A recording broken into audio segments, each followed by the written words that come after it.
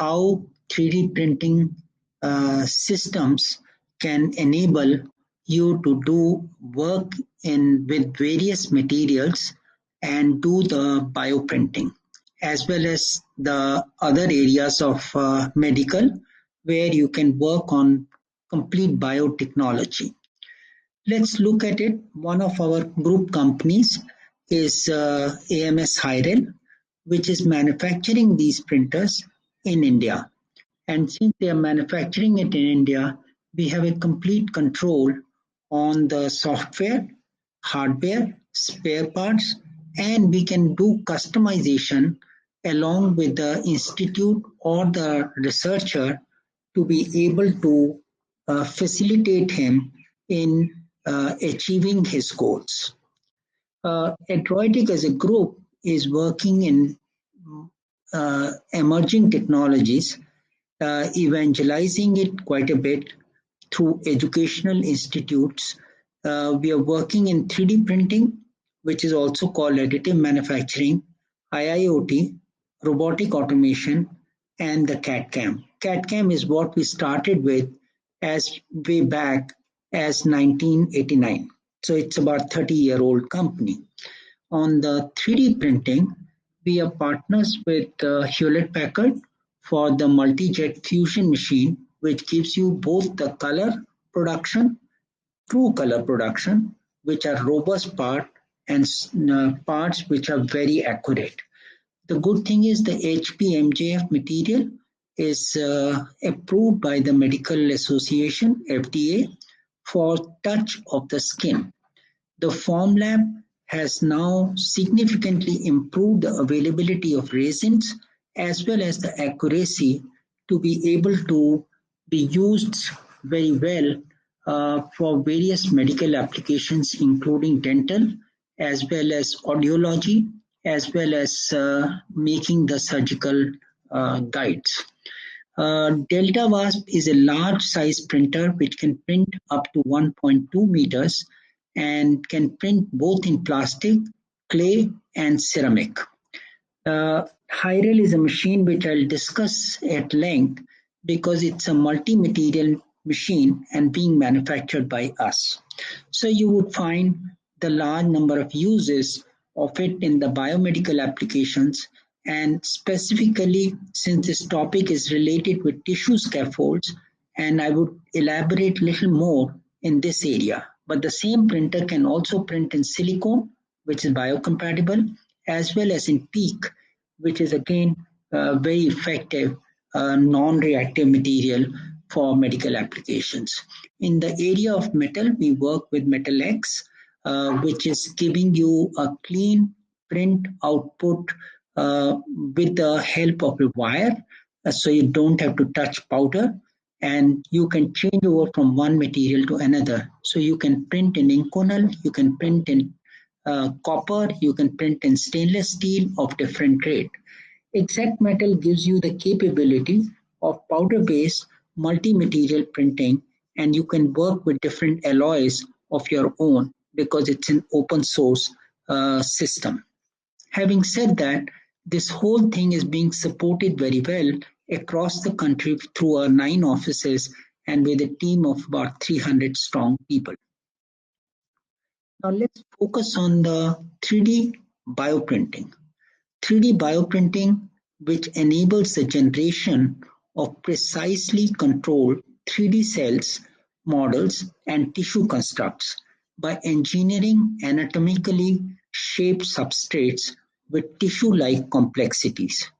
So the good thing is that due to the high degree of control on structure as well as on composition, 3D bioprinting has the potential to solve some of the critical problems which are not met with as of right now for the medical research, including applications in the area of cosmetics testing, cosmetic testing, drug discovery, regenerative medicines, and functional organ replacements.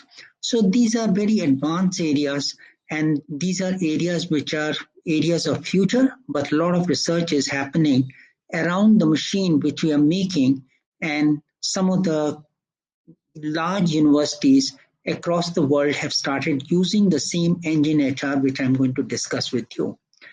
It gives you the personalized models of disease can be created using the patient-derived stem cells, such as induced pluripotent stem cells or mesenchymal stem cells. Depending on the application, a range of materials, methods, and cells can be used to yield the desired tissue constructs.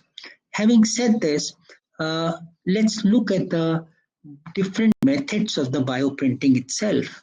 You do combine the cells, which could be the same person cell or could be the equivalent cells, link it up with a polymer, and then do the cross-linking to be able to produce a bioink. And today, various universities from Georgia Tech and other places are working extensively on the different type of bioinks. Some of the people in India have also started working on bioinks. At least we have worked with a couple of them in this area. Now you could do using a plunger to create the pressure on the bioink and doing the 3D printing. Or you could do the inkjet where you control the extruding or the dropping using the piezoelectric actuator or a heater, which also gives you the heating capability, and you can then do the atomization and do the printing. Alternatively, you can do the laser assisted bioprinting using the laser pulse and then doing the printing with it. Having said this, you are combining the polymer or any other polymer which you may like to combine, and then adding a growth factor and cells to be able to create these inks and print it out for drug screening, in vitro disease models, as well as for tissue engineering. Anywhere, any questions, you could just put it in the discuss column and we can discuss it at the end of the presentation. In this method, especially the extrusion base, materials are extruded through a printhead either by pneumatic pressure or by the mechanical force. The advantage such as precise deposition of cells, control over the rate of cells, distribution, and process speed can be very well defined. So it can be used for different applications of this technology in fabricating the living scaffolds. Extrusion bioprinting has been used for fabricating the scaffolds for regeneration of bone, cartilage, aortic walls, skeletal muscles, neuronal, and other tissues. So we will touch upon some of the research papers. You know the areas of research which you would like to work upon. What we can provide is a technology with the help of which you can work on different areas of bioengineering and biotissue engineering.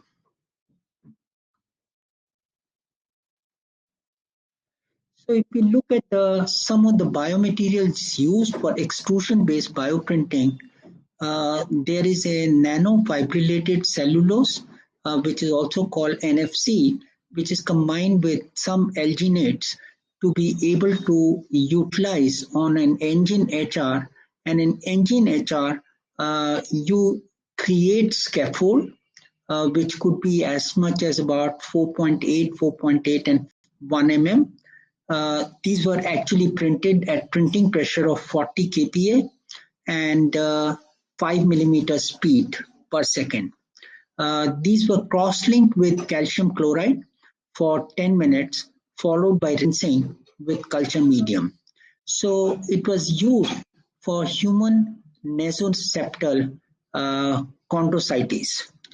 Similarly, there was a material called PVA, which was combined with phytage to be able to, which was printed at the room temperature with print speed of 5 millimeter per second and a flow rate which could be defined at 6 milliliters per hour to a cold build plate. And here we actually created a build plate which was negative in temperature so that the scaffold could be a lot more stable. constructs were later coated with collagen and poly-1 lysine or gelatin. This was used for human dermal fibroblast cells. Similarly, yesterday I did hear the presentation where the doctor of cardiology did mention about how the heart cells can be recreated or heart tissues can be created. Similarly, you can also do methacrylated uh, hyaluronic acid, which is dissolved in culture medium along with the photoinitiators like Irgacure 2959 with porous cubic scaffolds were bioprinted using the bioscaffolder dispensing system. This is all part of the work which has been done already. So there are many other materials, and I do not want to touch upon all the different type of biomaterials which have been printed using the engine HR. But these papers will be available with you for subsequent discussion per se. Now, the bioink materials could be a gelatin, could be graphene, could be collagen, could be the hyaluronic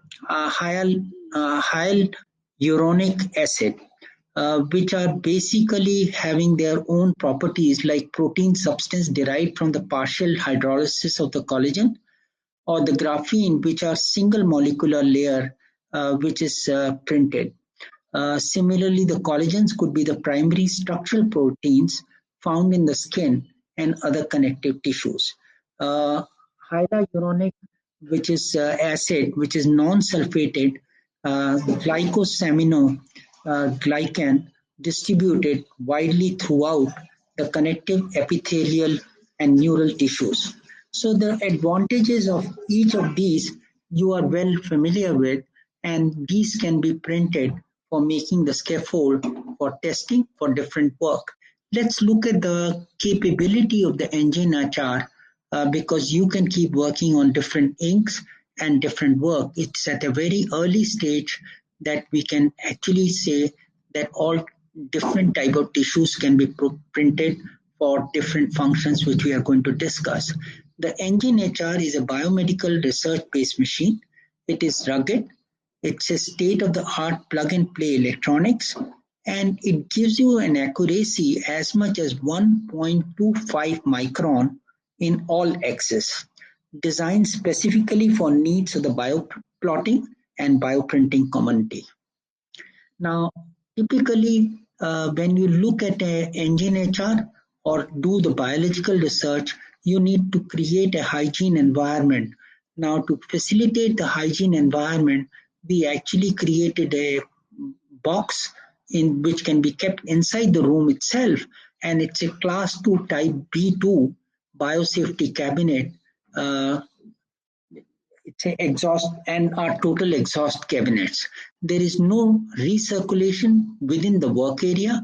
Room air enters through a blower which is driven by the motor in the top of the cabinet and passes through the HEPA supply filter into the work area as the vertical unidirectional airflow. So you don't get disturbed in terms of structures because of the airflow itself. The descending air is pulled through the base of the cabinet through the perforated front and rear grills. Simultaneously, air entering through the perforated front openings pulled through the grill and exhausted immediately. 100% of air is pulled into the facility exhaust system for the appropriate treatment. The Type 2 cabinet uh, is hard connected to an exhaust system and vented outside the building without recirculation.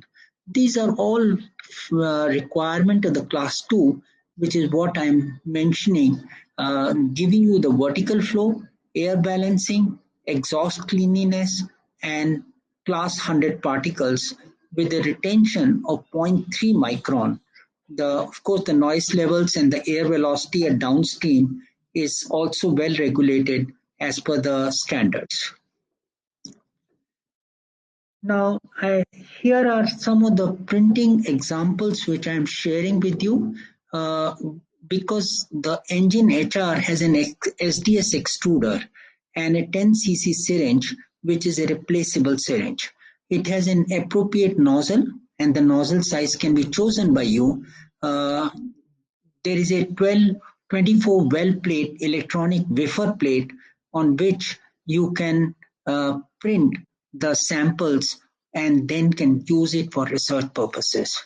So I'm just sharing with you the graphical preview of the scaffold and the actually printed scaffold with on the machine with 200 micron nozzle and using a biogel.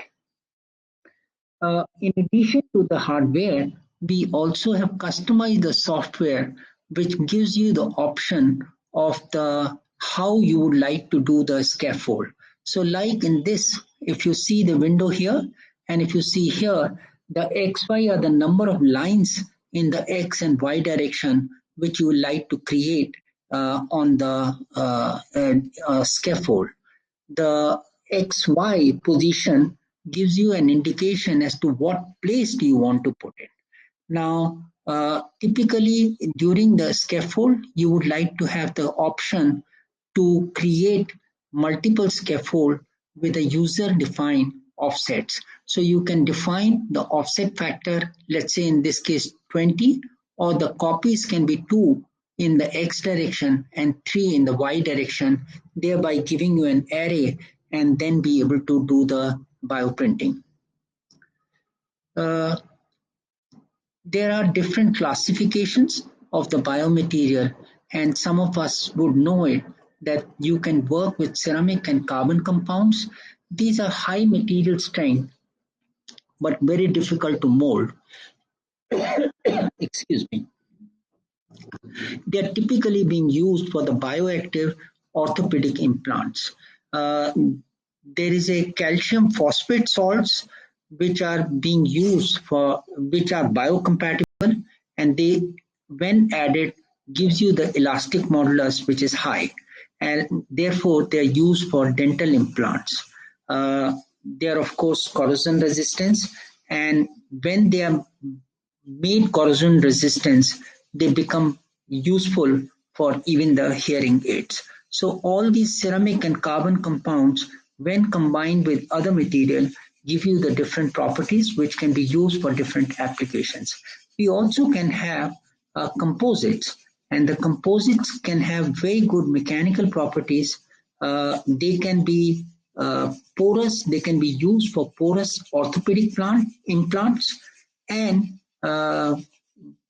with dental filling composites put together, you are able to make it corrosive resistance, which is difficult to manufacture but can be used for dental fillings. Now, how do we control such an accuracy, and how do we ensure that there is no oozing of the chemical or the bio ink which is being fed? So we have a wall attachment. If you look at it, this is called the clench wall attachment that uses a solenoid designed to allow emulsified, low viscous material to be dispensed in a very controlled way without the oozing. In addition to that, some of the people had to work on the inks while by combining two inks together. So when they had to do that, and they could not keep it in the stored condition. They had to do the mixing in situ.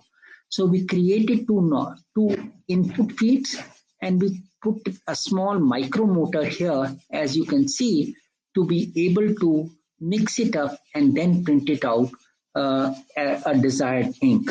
So this we call it as a dynamic mixer, which comes with it. In one of the cases where, like IIT Hyderabad wanted to do the research on some of the bio inks, where the temperature of the extruder and of the base plate had to be below 0 degree. So we worked with them to be able to make an RST extruder with water cooling unit, and therefore if you see, this is a water cooling unit which is attached to the extruder to be able to do the printing and keep it cool.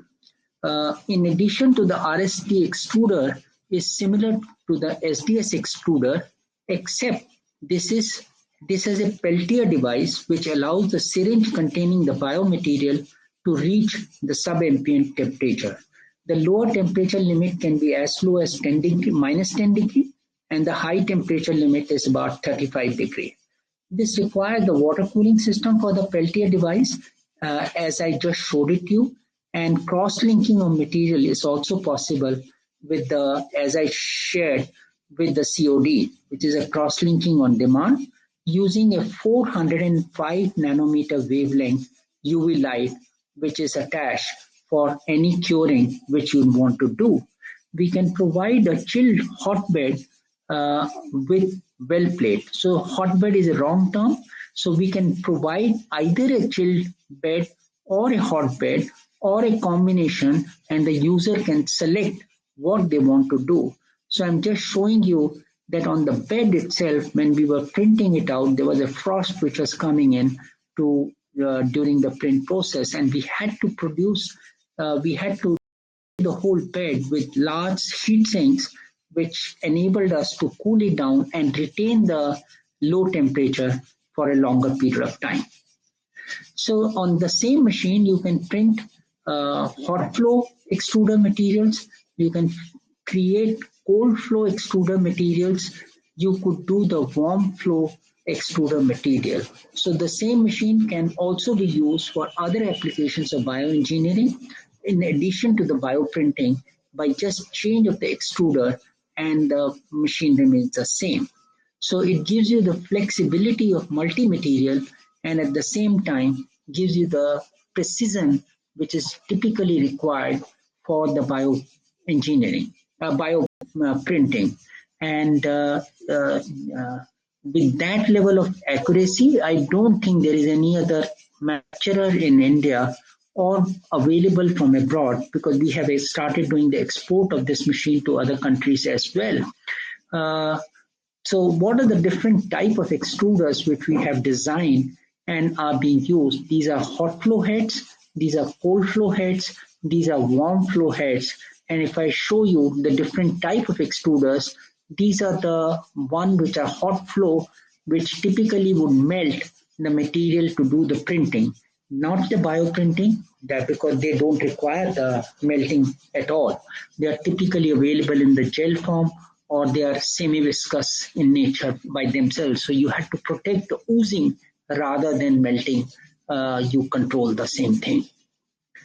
So you have different type of extruders, which is EMO extruder with a stainless steel enclosure. And on this, the nozzle can be a syringe, which is very, very thin. And it is an extruder with a UV cure, or an extruder which can be heated, or an extruder which can be heated and UV cured together. Similarly, you can have the extruder which can throw larger amount of air, where the additive properties are such that you need the air circulation of a high level before the printing can be done, the addition can be done. So here there are different type of extruders with UV cure, and this is a approved stainless steel which can be used with the bioinks. If you don't want to work with steel, there is no problem. You can use the typical syringe which is used in the medical for giving the injection. So using the SDS syringe, which are disposable, you can work with a UV cure, you can work dual syringe, and you can do the static mixing, as I can show you in this. So there are two of these nozzles for doing the input of two different material, and as I shared, there is a small motor to do the mixing in situ. Now, this machine is being used globally by different customers, and there is a large number of research papers which have been published related to the 3D printing in the bio area. So if I just go back,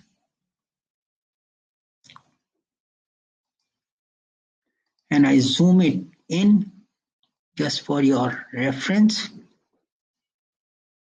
you can see there is a paper which has been published for solid dosage from the production, a patent. It's a patent, and I have elaborated it a little more in the later period. So there are a lot of people who are publishing the papers. I'm just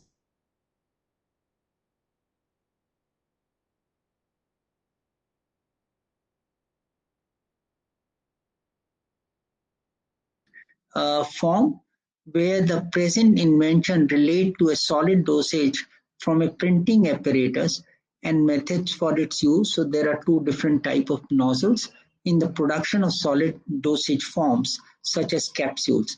This invention also relate to the solid dosage form obtainable by such printing methods and apparatus. A solid dosage form package relevant material and printing elements and processes for their manufacture. A kit of parts, a computer for controlling the relevant printing process, and the software and computer implemented methods connected therewith. So this whole paper is dealing with the same, and you can refer to this. This can also be infused with smart data collection devices. So you could actually do the collection of the data as to how over a period of time the release happens. There is another paper which is published, which is isolation, characterization, and agent-based modeling of mesenchymal stem cells in a bioconstruct for myocardial regeneration scaffold design.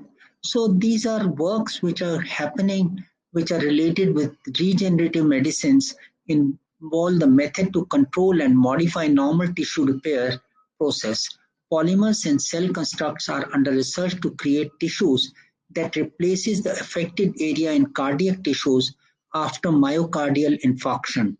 The aim of the present study is to evaluate the behavior of differentiated and undifferentiated mesenchymal stem cells in vitro and in silico, and to prepare the results that both offer when it comes to the design process of biodevices for the treatment of infarcted myocardium in biomodels. So in this, the stem cells were taken from the embryo of the rat, and then the printing was done, and then the complete testing was done.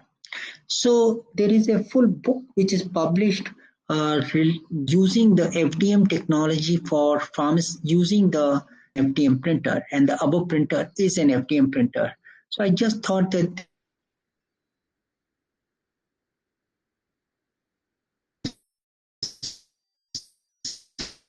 research area and are trying to do the work in bio printing. I have this much to present. I'm open to questions, and I would be very happy. These machines are available in our Bangalore unit, and they are available with a lot of customers in India who are trying to who are doing the research in the bio field, especially the bio sciences, where they are working on different medicines, different ways of utilizing and advancing in the area of bioprinting. Thank you very much.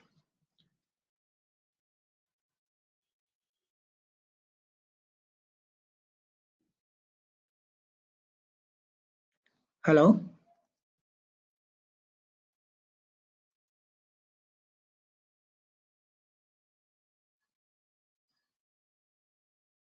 Hello?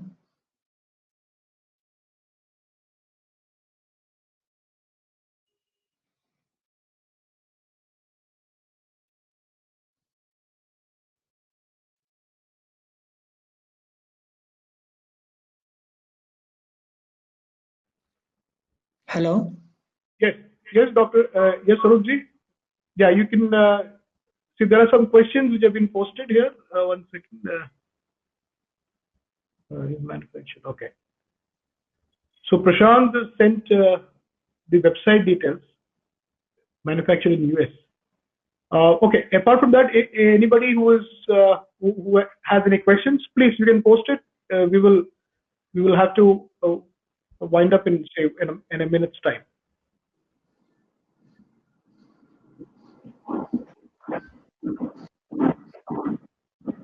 Do you have any R&D personnel for field of dentistry? No, we do not have any in-house person in the area of dentistry, but we do work with a lot of dentists in this area. But we in-house don't have any R&D personnel for this. We would be very happy to collaborate, Dr. Sheikh Firdaus, to work with you and see how it can be done. We have the systems, we have the ability to do modification of the machine, we have the ability to customize it based on the requirement.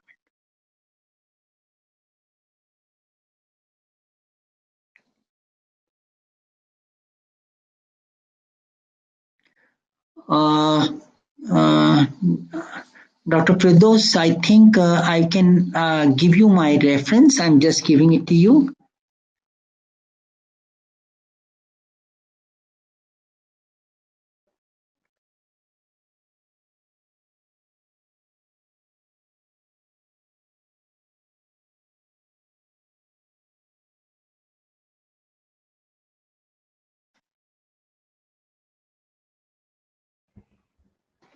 I have just shared with you.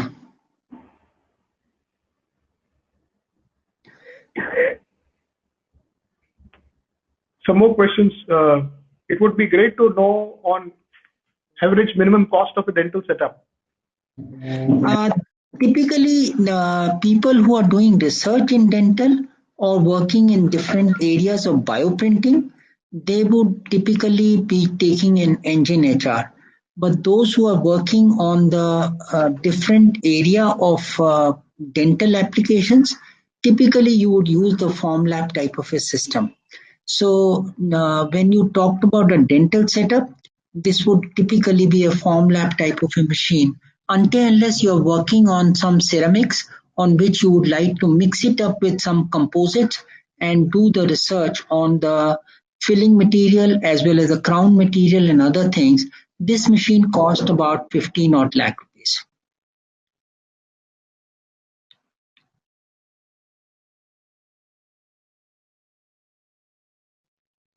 Hello?